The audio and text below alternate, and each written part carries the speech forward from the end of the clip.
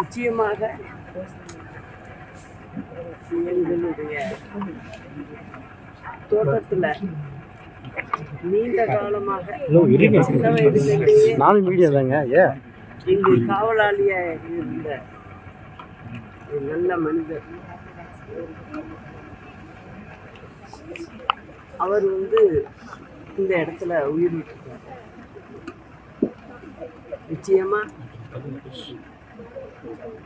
உண்மையான குற்றவாளிகள் யார் என்பது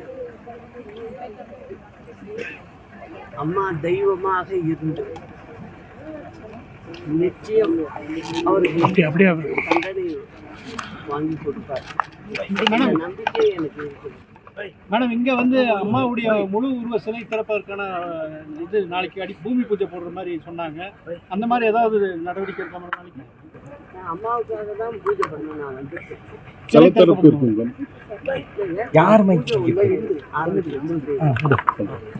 விரைவில் செய்வோம். அதிமுக அடுத்தது ஒன்றுபடுவதற்கு நீங்கள் என்ன மாதிரியான நடவடிக்கை எடுப்பீங்க? நான் நடவடிக்கை எடுத்துக்கிட்டே இருக்கேன். நிச்சயமா அந்த பணியும் நல்லபடியாக முடியும். ஓராண்டுக்கு மேலே நீங்கள் தொடர்ந்து முயற்சிட்டே வரீங்க மேடம். ஏன் அது நிறைவேற்ற முடியாத ஒரு கட்டத்தில் இருக்கு மேடம்? என்ன பிரச்சனை? ஒன்றும் இல்லை, ஒருத்தருக்கு ஒருத்தர் விட்டு கொடுத்து போகணும். அதுதான் அரசியலில் நல்லதுன்னு நினைக்கிறேன். அந்த மாதிரியான ஒரு சூழ்நிலை ஒரு காலகட்டம் வரும்போது நிச்சயம் அது நடக்கும்.